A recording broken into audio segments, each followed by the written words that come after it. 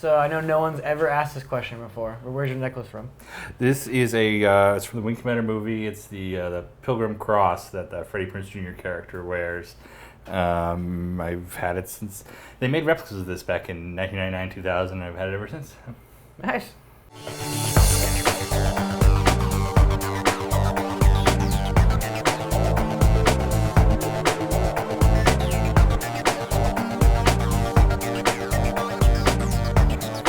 Hey everybody, welcome back to Meet the Dev. I'm James Pugh, and with me today is someone you should know, but let me go ahead and try and get his official title. He is the Director of Community Engagement, Online Strategy, and Ships, Mr. Ben Lesnick. Ben, how you doing, man? Hello, good to meet you. It's good to meet you. Person who I employ. So yeah, it's time. It's finally time for the community to meet you. Yes. So, I think I did one of these with Sandy back in 2012 or so. it's gonna be way better than this one. So this is also kind of a dumb question, but how did you get started with Star Citizen? Well, I've been a Wing Commander fan since back when Wing Commander started being a thing. In 1995, I started a Wing Commander fan site. That was kind of before fan sites were really a thing. Mm-hmm. Was there internet in 1995? There was internet in 1995, and even before that, I was like on a Wing Commander club on CompuServe, and used my 10 free AOL hours to chat with Wing Commander fans. Just Wing Commander. Wing Commander is the answer to everything. After a while, I was running the official Wing Commander site and WC News. Oh no, WCNews.com. Yeah. We did the launch of Wing Commander Prophecy, Wing Commander Secret Ops, Privateer 2, a bunch of those games. And of course, Electronic Arts totally lost interest in Wing Commander, but I didn't. So I got into like the history of it, learning about the canceled games, meeting the people who made it. I got to know Chris. I got to know him, I guess, during the lead up to the movie, the 1999 Wing Commander movie. And we've kind of corresponded ever since. Whenever he would have wanted to bring back Space Sims or Wing Commander, there's going to be a Wing Commander TV show, there's going to be a GameCube game, a lot of these ideas. I would always come back and he would ask me for what the community is thinking. That's awesome. And he finally was like, I'm going to crowdfund this new game, which was called Space Trader at the time. Mm-hmm. I said, well, I'll help you out, do whatever I can. And it became a real thing. I ended up getting a job, and here I am. So when the inception of the project, you worked basically for free, right? Oh yeah, we were all volunteers at that point. 6 months or so. I had my real job, and then I would spend like 6 hours every night chatting with him. It was okay because he was on the West Coast, I was on the East Coast. I worked at a public school system in the day, and just planned out Star Citizen at night with Chris and Dave Haddock, Sandy, a couple of the other guys. Why would you ever give up that sick gig you had at the public school system for Star Citizen? You joke about that, but one of the nice things about working for a public school system is that you basically have a job for life, and you don't have to worry about health insurance. They have like the best possible health insurance. So coming out here was actually a big risk, but I'm happy. I figured I would never get a chance like this again. So you kind of hit on who was there at the beginning, but as this thing has grown, as now we're up to what, 270 people, including contractors. How has your perception of it changed? Because honestly, you, Chris, Sandy, and Haddock probably have the most interesting views of this project as a whole. Yeah, I think nobody expected it would get here. Yeah. I have no idea how it did, although I helped, I guess. No, you helped. Don't be modest. No, it's nice because there's still, as big as we are, there's still that small company feel. I think you could go in, if you had some great idea or were worried about something, you could go and talk to Chris Roberts just like I could, and he would listen to you as well. So it's we've done a good job of keeping that kind of intact, as big as we've gotten, as big as the project is now. So you've given your life over to Star Citizen the past 3 years. Yes. But you still just love Wing Commander, correct? Absolutely. I love talking about you were making fun of me just yesterday because I was railing at somebody on Tumblr for insulting the Super Nintendo port of Wing Commander 1. Yeah, hold on. Let's give context to this. It's like 5:30. I'm thinking about, all right, maybe it's time for me to go home for the day. And I look over, as I sit right next to him, I just kind of scoot over and look at this, and he is just typing, and it's this like 3-page thing. And I'm like, and I'm just kind of like looking at it, being a little nosy, and it's like the SNES port, blah blah. And I'm like, Ben, what are you writing? And he's like, oh, I'm writing this Tumblr post about how mad I am about the Wing Commander port. So yeah, that happened. So don't act like it's crazy for me to make fun of you for that. But I've asked you this before, but just so everyone else does, what was it about Wing Commander? I don't 100% know. I grew up like any serious nerd, Star Trek, Star Wars, Battlestar Galactica, and all the obscure stuff in between. Somehow Wing Commander just like called out to me like this is your one. I think I remember getting on the like proto-internet 1990, 91, and there were but back then the internet was really, really interesting because it was all people. You had to be very smart to get there in the first place. It was an obstacle course to get on. Yeah, it was like, if you understand how to dial in your modem and when there's no system for that and connect through some university, you can get online. And so it's all like particle physicists and grad students. Yeah, that's cool. So you kind of looked around and like, okay, I love Dune. Well, there's a Dune community and they're all a bunch of dicks and they don't want some kid with them.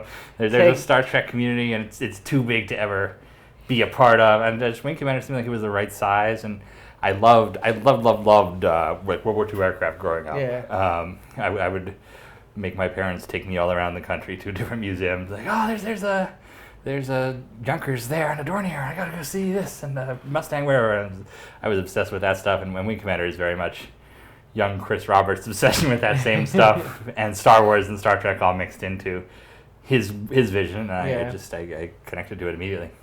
Yeah, it's one of the things that I really like about you, not just in terms of I think you're a good boss to save my job, but I just think that you love Wing Commander and like in Star Citizen now so much that you devoted to it for so long that you made it a career, and that's like crazy to me. It's not anything I ever expected I'd do. I mean, I've always wanted to write a book. I was going to write a Wing Commander book someday, making of this series and how it impacted game development. But I never thought I would work for Chris or make video games. And everybody grew up with that fantasy. They wanted to make video games. I absolutely did not. I wanted to be like a marine biologist or something. Is that what you're always on about space whales? No, I think those would be a legitimately good game mechanic. And no, you don't. I do. I really think they would create missions. The first time I asked you what would they do, you said they would jump fart. So I don't really think that's how they work. We'll have like space whale hunters in the world, and there'll be like space Greenpeace that wants to protect them, and like them. Yeah, I'm really into things that will generate missions in the persistent universe. So what is your favorite part about Star Citizen? I know it's kind of hard because you've been here since the beginning. But. I love that it's a different way of making games. I love that I'm here. I'm super excited about Squadron 42. That's I'd say I'm most excited about the single player stuff. And you're the one who sold me on that. Like I just in general, I think we both kind of play games like that. So.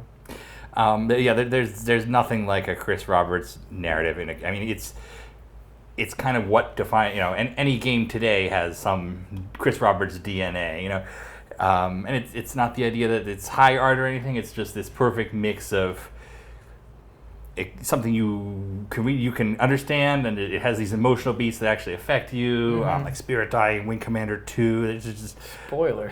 Yeah.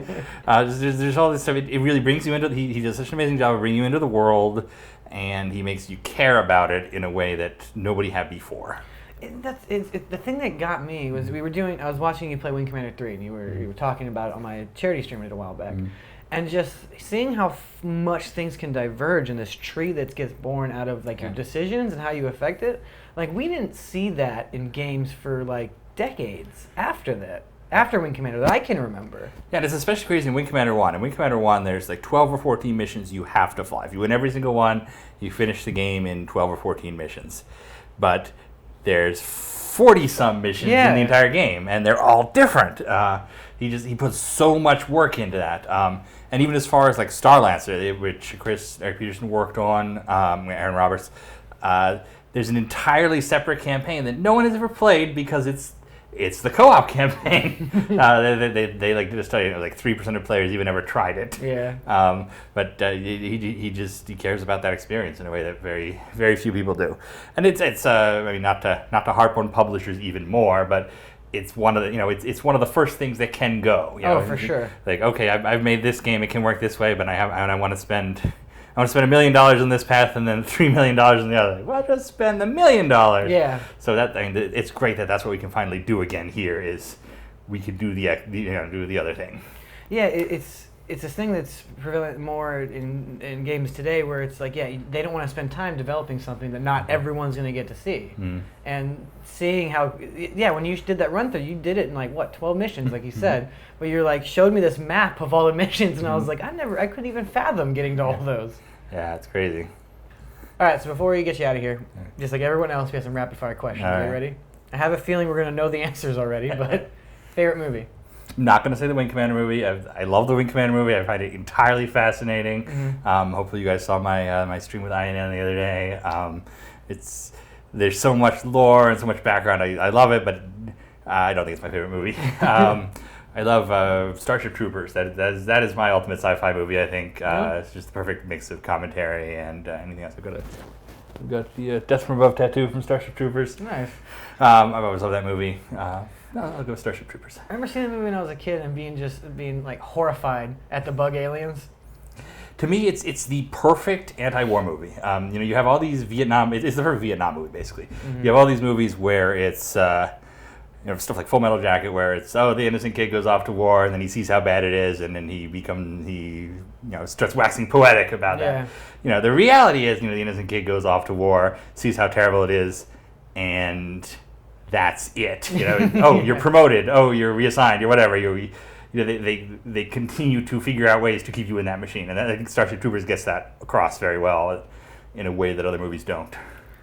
All right, favorite video game that's not called Wing Commander. That's a good question. Not called Wing Commander. Privateer? Is that? No, not game. Let me try again. Favorite video game outside of the Chris Roberts aura, sphere of influence. What about Aaron Roberts' Privateer 2: The Darkening? Fine. No, I grew up loving Space Quest, those old Sierra games, Commander Keen from id, all that old 90s stuff. I build retro PCs in my spare time, so I'm very into that era. Cool. And favorite ship in Star Citizen? I like the Retaliator. I think I've said this in like a million different interviews already, but one thing I always wanted out of Wing Commander was like a big, the space equivalent of like a B-17 raid over Germany. Box formations of bombers with fighters diving in between them, flak going off. They introduced the A-17 broadsword in Wing Commander 2, and it was the B-17 equivalent, just like the Retaliators in our game, but the game engine let you have like 8 ships on the screen at once. So now we can build hundreds of them, and it's going to be, I want those missions. All right, well, thank you again for coming on. Well, thank you for continuing to be James Pugh. All right, I try my best to be the best James Pugh I can possibly be. Ooh, I don't know how that's going, but I appreciate the effort. All right, once again, this is Ben Lesnick. I'm James Pugh, and you just met a director.